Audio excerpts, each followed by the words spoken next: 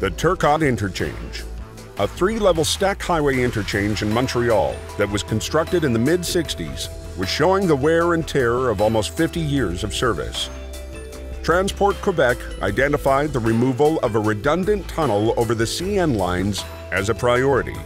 In awarding the contract for the project, Transport Québec stipulated that any major interruption in rail traffic would be unacceptable, and that any disruption would need to be confined to a scheduled window of just 1 hour at night during off-peak hours, and that CN Rail would need to approve the exact time of the interruption on a day-by-day basis.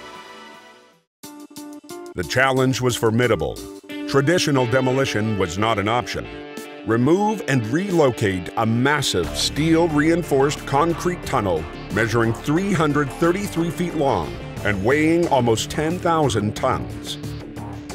The solution would be to slice the tunnel into 9 pieces, leaving only the footings of the tunnel remaining, and then lift and move each section one at a time to a nearby demolition area.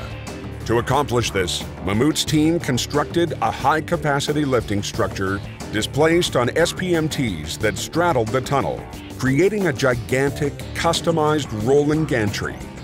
The first night was spent preparing a tunnel section for moving by positioning the rolling gantry overhead and then connecting it to the lifting trusses. And the next night, the sections were lifted using the SPMT's internal hydraulic systems. And as soon as the railway operator gave the signal, the rolling gantry moved it diagonally across the 4 rail lines and over to the demolition area. Each was precisely and safely removed from the railway in under 20 minutes.